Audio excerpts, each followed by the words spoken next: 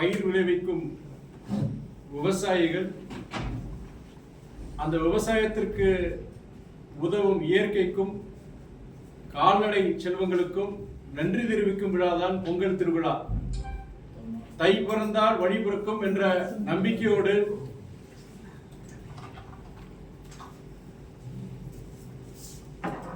பொங்கலோ பொங்கல் என்று முழக்கமிட்டு இன்று பொங்கல் திருநாளில் மக்கள் மகிழ்ச்சியுடன் பொங்கலை கொண்டாடுகின்றார்கள். ஆனால் உண்மையிலேயே விவசாயிகள் இந்த நாட்டில் மகிழ்ச்சியுடன் இருக்கின்றார்கள் என்றால் இல்லை என்றுதான் சொல்ல வேண்டும். 2014ஆம் ஆண்டு என்று அன்று பாஜக ஆட்சிக்கு வந்த காலத்திலிருந்து விவசாயம் அழிவு பாதையை நோக்கி சென்று கொண்டிருக்கின்றது. விவசாயத்தின் இடுபொருட்கள், உரம், பூச்சி மருந்துகள் மற்றும் விவசாயத்திற்கு பயன்படும் இயந்திரங்களுக்கு ஜிஎஸ்டி, செயல்படாத பயிர் காப்பீடு திட்டங்கள், அதுபோல MS சுவாமிநாதன் தலைமையில் விவசாய வேளாண் பொருட்களுக்கு குறைந்தபட்ச அந்த விலை நிர்ணய அந்த திட்டம் இதுவரைக்கு அமல்படுத்தப்படவில்லை. அது மட்டுமல்ல, காலநிலை மாற்றத்தால் அதிகரித்து வரும் வெள்ளம், வறட்சி போன்ற நிகழ்வுகளால் விவசாயமே செய்ய முடியாத ஒரு சூழலை தான் நாம் இப்பொழுது பார்க்கின்றோம். இப்படி பல இடர்களை, பிரச்சனைகளையும் தாண்டி விவசாயிகள் அந்த பயிர்களை அறுவடை காலத்திற்கு கொண்டு வந்து விட்டால் அந்த ஓரிரவில் அந்த காட்டுப்பன்றிகள் அந்த விவசாய அந்த அறுவடைக்கு தயாராக இருக்கும் அந்த விவசாய அந்த வேளாண் பொருட்களை ஒரே இரவில் அதை நாசப்படுத்தி விடுகின்றது. இது கிட்டத்தட்ட கடந்த 4 ஆண்டுகள்ல ரொம்ப பிரச்சனை ரொம்ப மோசமாயிட்டு இருக்கு. ஒரு மாவட்டம் மாத்திரம் கிடையாது, தூத்துக்குடி, தென்காசி, விருதுநகர் போன்ற அந்த மாவட்டம் மாத்திரம் கிடையாது. இன்னைக்கு தமிழ்நாட்டில் இருக்கிற 70 விழுக்காடு மாவட்டங்கள்ல இந்த காட்டுப்பன்னி பிரச்சனை இருக்கு. மேற்கு தொடர்ச்சி மலை அதுல இருந்து ஆரம்பிச்சு கிட்டத்தட்ட இன்னைக்கு தஞ்சாவூர், கிட்டத்தட்ட சென்னை பக்கத்துல வரைக்கும் இந்த காட்டுப்பன்னி பிரச்சனை இருக்கு. இன்னைக்கு இது வருஷத்துக்கு வருஷம் மோசமாயிட்டு தான் வருது. இந்த பொங்கல் இந்த திருவிழாவை ஒட்டி விவசாய பெருமக்களுக்கு, தமிழ்நாட்டில் உள்ள விவசாய பெருமக்களுக்கு ஒரு பொங்கல் பரிசாக இந்த விவசாயத்தை அழித்து வரும் இந்த காட்டுப்பன்னி இந்த பிரச்சனைக்கு ஒரு முற்றுப்புள்ளி வைத்திட நமது தமிழக அரசு, நமது திராவிட மாடல் அரசை நடத்தும் மாண்புமிகு முதலமைச்சர் அண்ணன் தளபதி அவர்கள் தலைமையிலான தமிழக அரசு இந்த காட்டுப்பன்றிகளை கட்டுப்படுத்துவதற்கு ஒரு அரசாணையை வெளியிட்டுள்ளது. தமிழ்நாட்டில் உள்ள உழவர் பெருமக்கள் சார்பாகவும் மறுமலர்ச்சி திராவிட முன்னேற்ற கழகத்தின் சார்பாகவும் என் நன்றியை நான் தெரிவித்துக் கொள்கிறேன். அதே வேளையில் இன்னைக்கு இந்த காட்டுப்பன்னி பிரச்சனை பார்த்தீங்கன்னா, காட்டுப்பன்னி பிரச்சனை மாத்திரம் கிடையாது, இன்னைக்கு மயில்களால பிரச்சனை இருக்கு, சில பகுதிகளில் யானைகளால பிரச்சனைகள் இருக்கு. ஆனா இந்த காட்டுப்பன்னி பிரச்சனை பார்த்தீங்கன்னா மிகவும் பெரிய பிரச்சனை இன்னைக்கு விவசாயத்திற்கு. நான் 2022ல தூத்துக்குடி மற்றும் தென்காசி மாவட்ட அந்த சார்ந்த விவசாயிகள் என்கிட்ட சொல்லும் போது, நான் கிராமங்களுக்கு போய் விவசாயிகிட்ட நேரடியாக பேசும்போது, விவசாயமே நாங்க செய்ய முடியாத ஒரு சூழல் நாங்க இருக்கிறோம் சொல்லிட்டு சொல்லும் போது, நான் அன்னைக்கு பல்லாயிரக்கணக்கான விவசாயிகளை திரட்டிட்டு நான் அன்னைக்கு தூத்துக்குடி மாவட்ட ஆட்சியரை சந்திச்சு நான் இதை பத்தி நான் பேசியிருந்தேன். நான் கேரளாவில் இருக்கிற அந்த மாடல் மாதிரி, கேரளா எப்படின்னா உள்ளாட்சி அமைப்புகளுக்கு அந்த அதிகாரம் கொடுத்திருக்கிறாங்க, வனத்துறை மூலமா அதிகாரம் கொடுத்து இந்த காட்டுப்பன்னிகளை அழிக்கிறதுக்கு அந்த இது கொடுத்திருக்கிற மாதிரி தமிழ்நாட்டிலேயே அதை கொண்டு வரலாம் அப்படிங்கிற ஒரு சொல்லியிருந்தேன் நான். அதே வேளையில ஒரு நிரந்தர தீர்வு என்னன்னா, இந்த வனவிலங்கு அந்த பட்டியல் இந்த காட்டுப்பன்னி இருக்கு, மாநில அரசுக்கு தமிழக அரசுக்கு அந்த அதிகாரம் கிடையாது. இந்த பிரச்சனைக்கு ஒரு நிரந்தர தீர்வு கொடுக்கலன்னா, நீங்க பீகார் போன்ற வட மாநிலங்கள்ல ஒரு வருஷத்துக்கு வரைக்கும் இந்த வனப்பகுதியில விட்டு இது போன்ற விவசாயம் நடக்கிற இடங்களுக்கு இந்த காட்டுப்பன்னிகள் பிரச்சனை பண்றதுன்னா யாரு வேணா அதுல சுடலாம், அழிக்கலாங்கிற ஒரு இதை அன்னைக்கு கொடுத்திருந்தாங்க, ஒன்றிய அரசு அதை செயல்படுத்தி இருந்தது. அது வந்து நம்மளுடைய கேரளா, தமிழ்நாடு போன்ற பகுதிகளில் இந்த காட்டுப்பண்ணி பிரச்சனை ரொம்ப மோசமா இருக்க பகுதிகளில் ஒன்றிய அரசு இதை நமக்கு கொண்டு வரணும்னு சொல்லிட்டு தான் நான் சொல்லியிருந்தேன். நேற்று கூட நான் என்னுடைய அறிக்கையில் அதான் சொல்லியிருந்தேன் நான். ஏன்னா இன்னைக்கு காட்டுப்பண்ணியுடைய இனப்பெருக்கம் வந்து ஜாஸ்தி, அதிக அளவில் இனப்பெருக்கம் பண்றதுனால இன்னைக்கு தஞ்சாவூர் வரைக்கும் போயிருச்சு இந்த பிரச்சனை. இது நம்முடைய வனத்துறை, தமிழ்நாடு வனத்துறை மூலியமா இதை பண்றது ரொம்ப ரொம்ப சிரமம். அதனால் நம்முடைய ஒன்றிய அரசு பொறுத்த வரைக்கும் தமிழகம் மாத்திரம் கிடையாது, கேரளா போன்ற பல மாநிலங்கள்ல இந்த காட்டுப்பண்ணி பிரச்சனைகளை விவசாயம் அழிஞ்சிட்டு இருக்கு இன்னைக்கு. ஆகையால் வனப்பகுதிகளுக்கு அப்பாற்பட்டு நீங்க 3 கிலோமீட்டர் சொல்லியிருக்கிற அமைச்சர் அண்ணா பொன்முடி சொல்லியிருக்கிறாங்க. அவர் சொன்ன மாதிரி 3 கிலோமீட்டருக்கு அப்பாற்பட்ட இடங்கள்ல வந்து எங்கெங்கெல்லாம் அந்த பாதிப்புகள் இருக்கோ, நீங்க குறிப்பா விவசாயிகளுக்கு இந்த அதிகாரம் கொடுக்கறதுங்கிறதா இது ஒரு நிரந்தர தீர்வா இருக்கு நான் சொல்ல விரும்புறேன் நான். அதே இந்த விவசாயிகளோட பல பிரச்சனை இருக்கும்போது இந்த பிரச்சனை மிகப்பெரிய பிரச்சனையா இருக்கு. இதற்கு பொறுத்த வரைக்கும் தமிழக அரசு சரி, என்னை போன்ற நாடாளுமன்ற உறுப்பினர்கள் நாடாளுமன்றத்துல இதை பத்தி பேசணுங்கிறதா என்னுடைய ஒரு அன்பான வேண்டுகோள். தந்தை பெரியார் பத்தி சீமான் அவதூறா பேசியது, அவருக்கு நீதிமன்றமே வந்து அவர் மேல வழக்கு தொடர்ந்து சொல்லியிருக்காங்க. இது எப்படி சார் பாருங்க? கிட்டத்தட்ட இன்னைக்கு சமூக நீதி, பெண்கள் உரிமை, இன்னைக்கு எல்லாருக்கும் எல்லாம் என்ற இது போன்ற இதெல்லாம் வந்து யாரால் இருக்குன்னு பெரியார், தந்தை பெரியார் வச்சுதான். தந்தை பெரியார் இல்லாம சமூக நீதி கிடையாது, பெண்கள் உரிமை கிடையாது. தமிழகம் இன்னைக்கு முன்னேற்றம் அடைஞ்சிருக்குன்னா அதுக்கு ஒரே காரணம் தந்தை பெரியாரின் கொள்கைகள் தான், யாரும் மறுக்க முடியாது. இன்னைக்கு இருக்கிற இளைய சமுதாயம் அதை பத்தி தெரியறதுக்கு வாய்ப்பு கிடையாது. ஒரு காலகட்டத்தில் வந்து பெண்கள் வீட்டுக்கு வெளியே கூட வர முடியாது, படிக்கக்கூட பெண்களுக்கு எதுக்கு கல்விங்கிற மாதிரி ஒரு இது இருந்தது. அதே மாதிரி இன்னைக்கு தாழ்த்தப்பட்டவங்க, பட்டியலின மக்கள் இன்னைக்கு எல்லாருக்கும் இன்னைக்கு சமுதாயத்தில் முன்னேறி இருக்காங்கன்னா அது பெரியாருடைய சமூக நீதி கொள்கைகள் தான். இது யாராலும் மறுக்க முடியாது.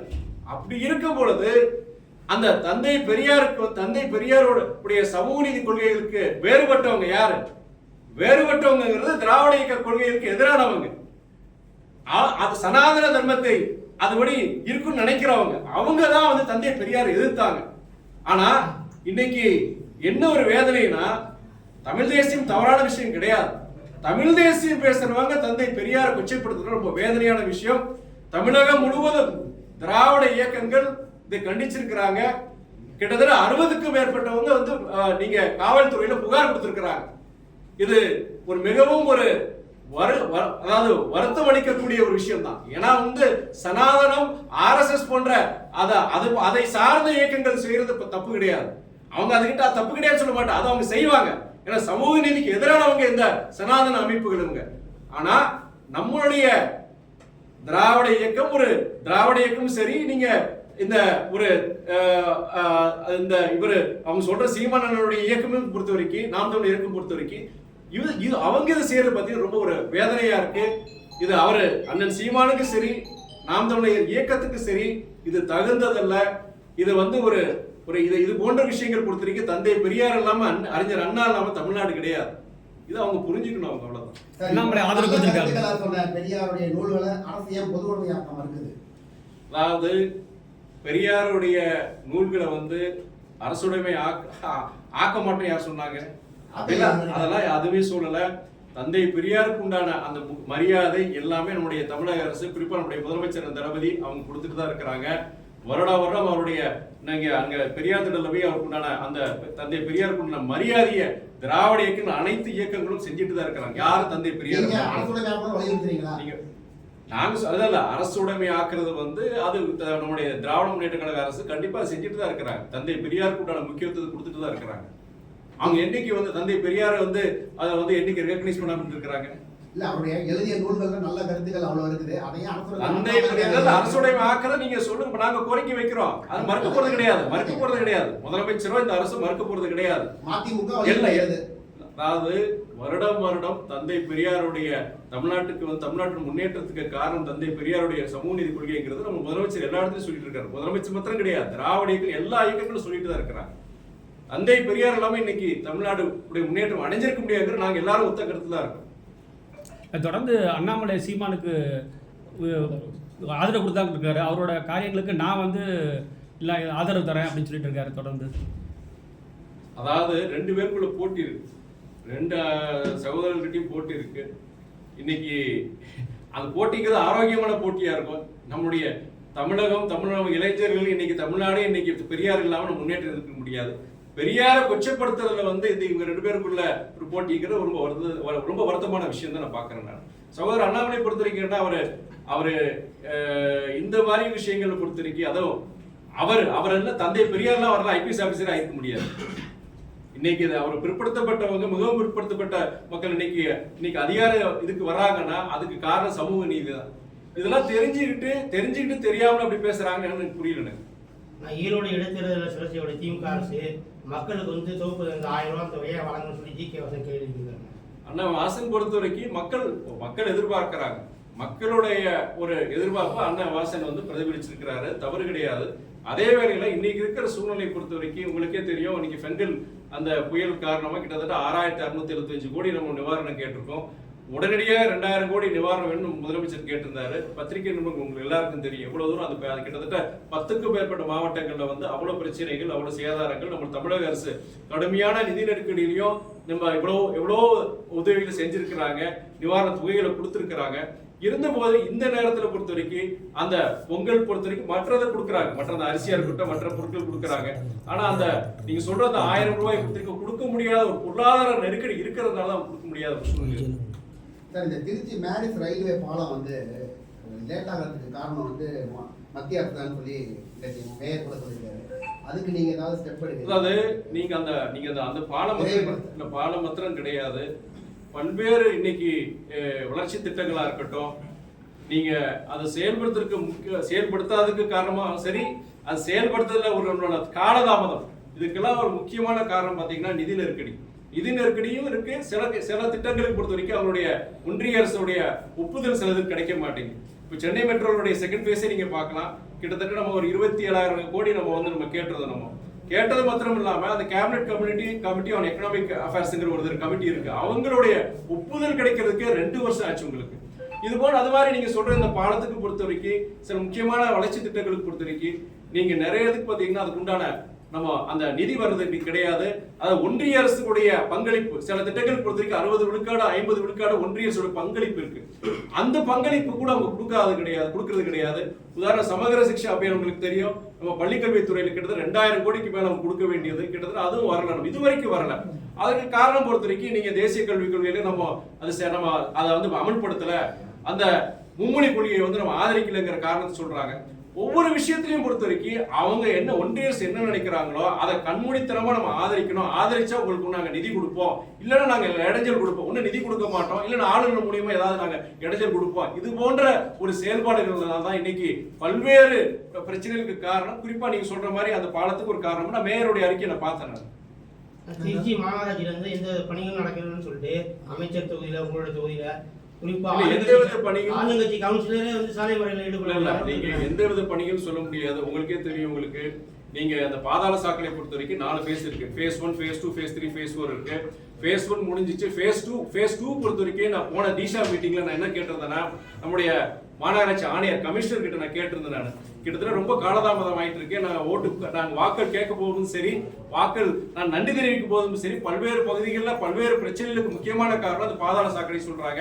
ஏன்னா அந்த சாலை பிரச்சனை எதனால கேட்டாங்கன்னா பாதாள சாக்கடை இனியும் வேலை முடிஞ்சு அப்ப நான் போன டிஷா மீட்டிங் கேட்கும் போது ஃபேஸ் 2 பொறுத்த வரைக்கும் இந்த மாசம் ஜனவரி 31 நாங்க முடிச்சிருவோம்னு சொல்லியிருக்கிறாரு.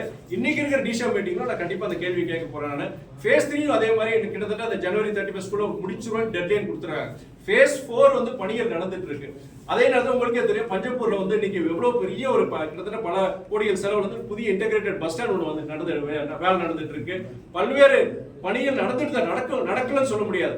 சில நேரங்கள்ல காலதாமதமாகுது. அந்த காலதாமதத்துக்கு உண்டான காரணங்கள் பொறுத்த வரைக்கும் மாநில அரசுக்கு கட்டுப்பாட்டுக்குள்ள கிடையாது.